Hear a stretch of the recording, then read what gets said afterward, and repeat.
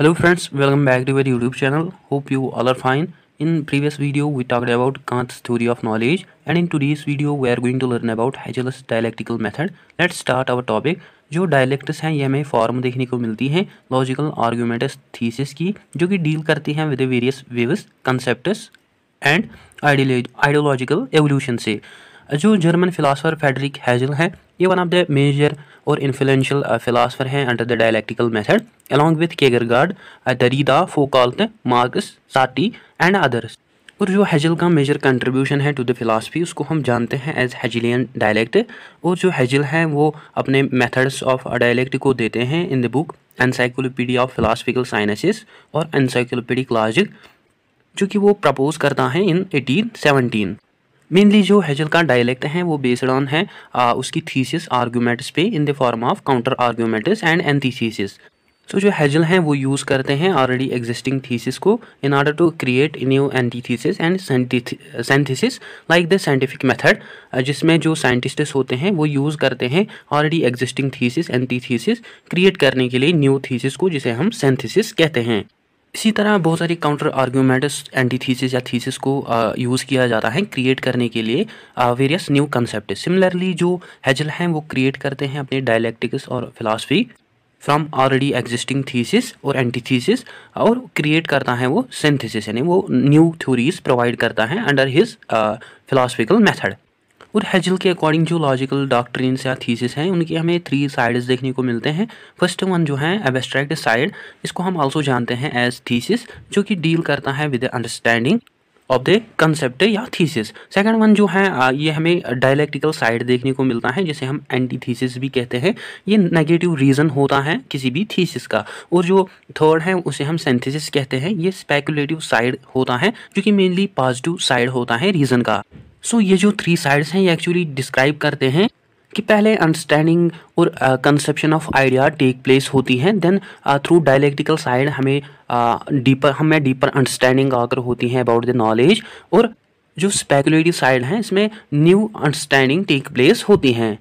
Thus ये हमें clear होता है कि जो हेजल्स डायलेक्टिक्स या थीसिस हैं उनको हेजल एक्चुअली प्रेजेंट करता है इन लॉजिकल फॉर्मुलेशंस और स्टेटमेंट्स।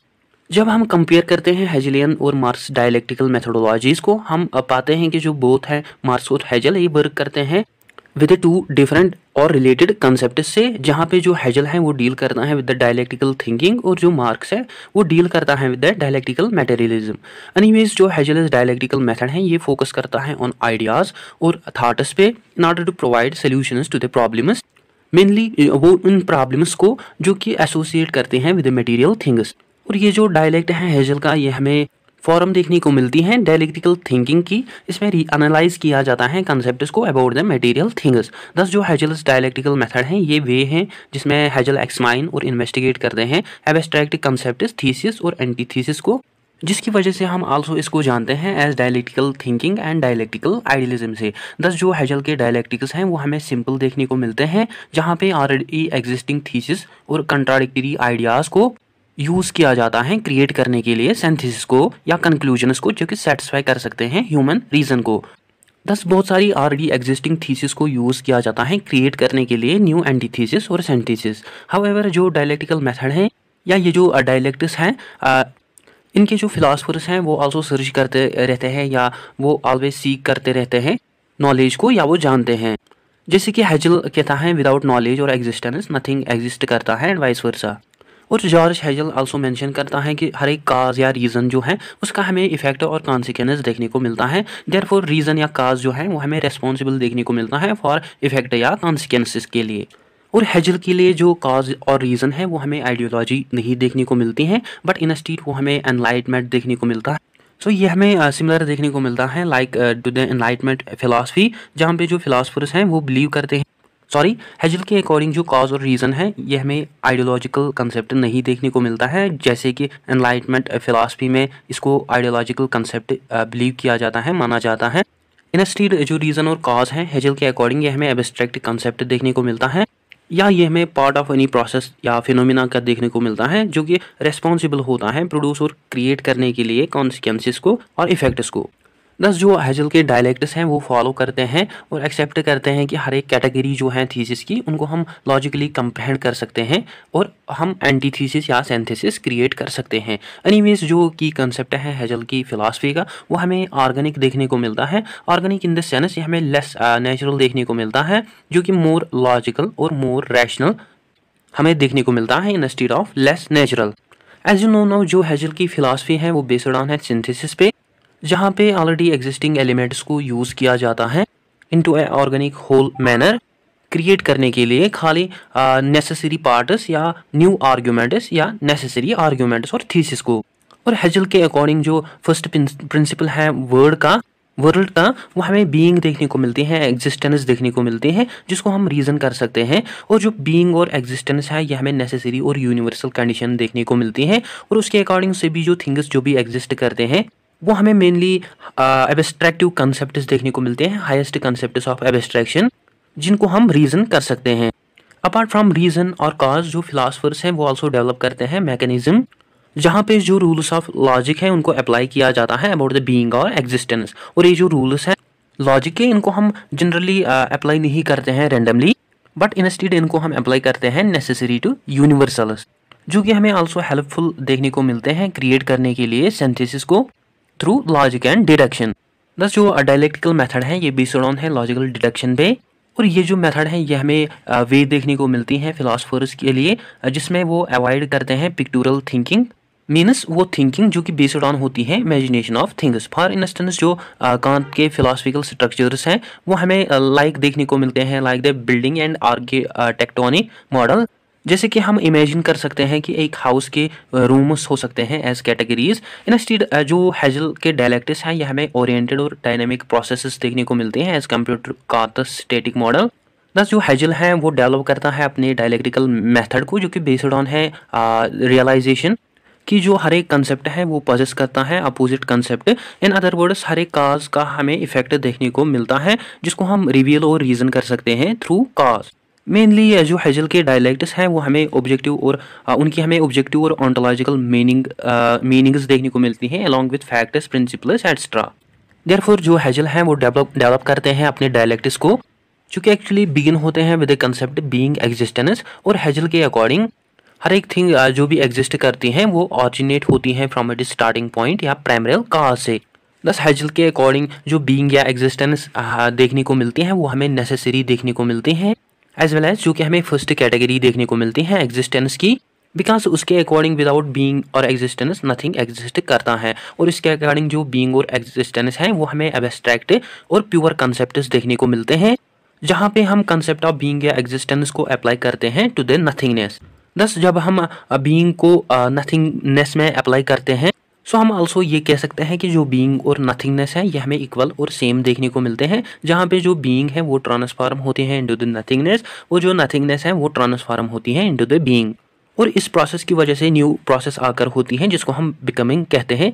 इन अदर वर्ड्स बीइंग को जब हम प्लस करते हैं नथिंगनेस से वो इक्वल होती है बिकमिंगनेस से। दस जो बीइंग नथिंगनेस और बिकमिंगनेस है ये हमें मेन 3 कैटेगरीज देखने को मिलते हैं हेजल्स लॉजिक और डायलेक्टिक्स के। Thus according to Hegel being nothingness and becoming जो है वो हमें बेस्ड ऑन देखने को मिलती है ऑन फाउंडिंग अफर्मेटिव और एब्स्ट्रैक्ट साइड पे, जो कि डील करता है with the understanding along with abstract side वो हमें आल्सो बेस्ड ऑन देखने को मिलता है डायलेक्टिक साइड पे, जो कि डील करता है with the negative reason of thesis. और जो थर्ड है वो है स्पेकुलेटिव, जो कि डील करता है विद द पॉजिटिव साइड। दस हेजल के अकॉर्डिंग ये जो प्रोसेस है ये हमें रेस्पॉन्सिबल देखने को मिलती है for the foundation of synthesis along with being nothingness and becoming. और ये हमें मोस्ट 3 हाईएस्ट और एब्स्ट्रैक्ट और यूनिवर्सल एंड नेसेसरी कैटेगरीज देखने को मिलते हैं लॉजिकल डिडक्शन के क्रिएट करने के लिए सिंथेसिस को। दस से हमें क्लियर होता है कि जो हेजल के डायलेक्टिकल मेथड है वो बेस्ड ऑन है 3 पार्ट्स। वन इज थीसिस, जिसको हम आल्सो जानते हैं as founding affirmative abstract side through which हमारी जो अंडरस्टैंड है वो टेक प्लेस होती है through the power of reasoning. Second one जो है वो है एंटीथीसिस, या इसे हम डायलेक्ट साइड भी कह सकते हैं या नेगेटिव साइड ऑफ रीजनिंग, जिसे हम जनरेट करते हैं possible endless contradicted antithesis.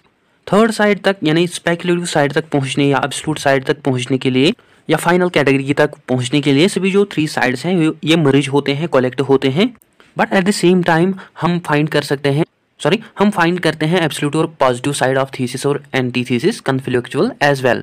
और जो एंटीथीसिस है वो आल्सो डिस्कार्ड नहीं कर सकती हैं थीसिस को। इंस्टेड जो एंटीथीसिस और थीसिस हैं ये हमें रेस्पॉन्सिबल देखने को मिलते हैं फॉर सिंथेसिस और एब्सोल्यूट और पॉजिटिव साइड के लिए। दस जो हेगेल के डायलेक्ट्स हैं वो मेनली बेस्ड ऑन देखने को मिलते हैं हमें एब्सोल्यूट और पॉजिटिव साइड ऑफ थीसिस, जहाँ पे जो आइडियाज होते हैं वो बियॉन्ड लिमिट होते हैं एज सेपरेटिस्ट।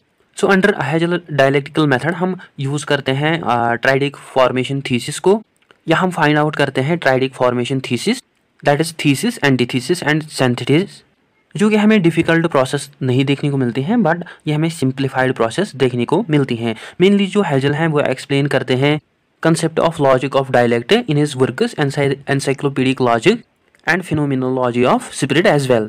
एनसाइक्लोपीडिक लॉजिक में जो हेगेल है वो मेंशन करता है कि जो फिलॉसफी है उसको क्लियर होना चाहिए about the facts that is content and concepts, और content and concepts of outer and inner world of consciousness, और कंटेंट ऑफ एक्चुअलिटी जिनको हम यूज कर सकते हैं in the light of reasoning for generating knowledge and experiences. और Hegel के according जो फिलॉसफी है उसको हम डिस्टिंग्विश कर सकते हैं उसकी फॉर्म्स और वेज से और कॉन्शियस वेज से about the actuality through the experiences.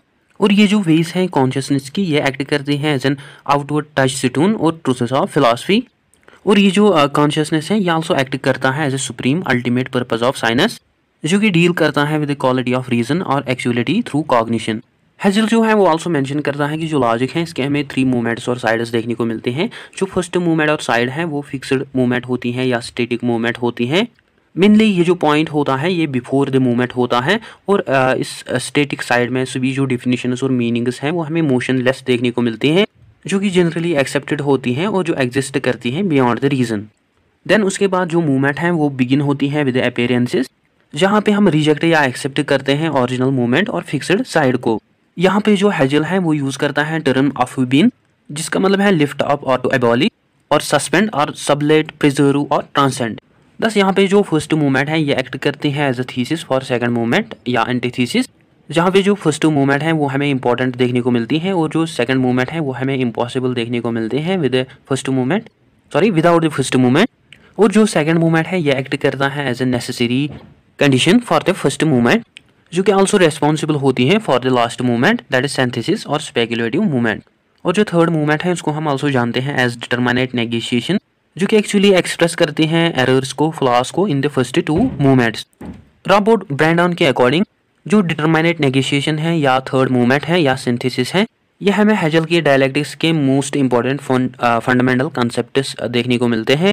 Anyways besides जो हेगेल है वो आल्सो एक्सप्लेन करता है इस कंसेप्ट को इन फिनोमेनोलॉजिकल लॉजिक, जहाँ पे वो मेंशन करता है अबाउट द थर्ड मूवमेंट और सिंथेसिस, जहाँ पे जो नेगेटिव सिंथेसिस है वो बिलोंग करता है टू द कंटेंट और जो पॉजिटिव सिंथेसिस है वो बिलोंग करता है to the experience of the knowledge as well as content. Thus हम पाते हैं कि जो बोथ चांसेस हैं वो हमें देखने को मिल सकता है वेदर इट में भी पॉजिटिव और नेगेटिव, जहाँ पे जो हेगेल है वो आल्सो मेंशन करता है कि जो कंट्राडिक्शन है वो हमें ट्रू रूल देखने को मिलता है और जो नॉन कंट्राडिक्शन है वो हमें फॉल्स रूल देखने को मिलता है।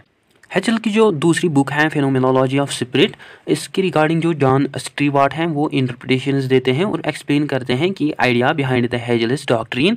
वो मेंशन करते हैं कि जो इनकंसिस्टेंसीज होती वो हमें हमेशा स्टार्टिंग पॉइंट देखने को मिलते हैं फॉर न्यू पोजिशंस, और वो आल्सो मेंशन करता है कि जो फॉल्स प्रोपोजिशंस या नॉन कॉन्ट्राडिक्शन है वो हमें फॉल्स रूल देखने को मिलता है, और जो नेगेशिएशन या कॉन्ट्राडिक्शन है वो हमें ट्रू रूल्स देखने को मिलते हैं। दस बोथ जो कॉन्ट्राडिक्शन एंड नॉन कॉन्ट्राडिक्शन है ये हमें इफेक्टिव देखने को मिलते हैं एक दूसरे के साथ। बोथ जो हैं ये हमें रेस्पॉन्सिबल देखने को मिलते हैं for truth and reality. Under both conditions old views को यूज़ किया जाता है क्रिएट करने के लिए न्यू व्यूज को।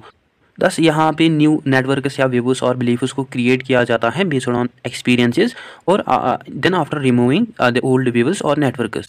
सो ओल्ड व्यूज और नेटवर्क्स को रिमूव किया जाता है क्रिएट करने के लिए न्यू नेटवर्क्स और न्यू व्यूज को।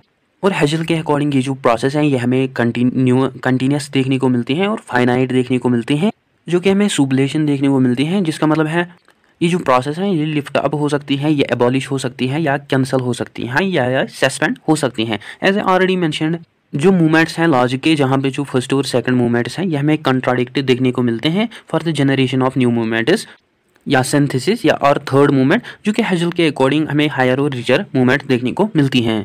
और ये जो थर्ड मूवमेंट होती हैं ये एक्चुअली स्टार्ट होती हैं from finite up to the universal और progressive and continuous and up to the absolute, that is end और कंप्लीशन। अब ये था आज का हमारा टॉपिक। आई होप आपको अच्छे से क्लियर हुआ होगा। अगर कोई पे डाउट हो या कुछ हो तो आप कमेंट सेक्शन में लिख सकते हैं। इसके अलावा आप मुझे डिफरेंट सोशल मीडिया पे फॉलो कर सकते हैं। Apart from this, don't forget to share, like and subscribe to Discipline Talk channel. Thank you for watching.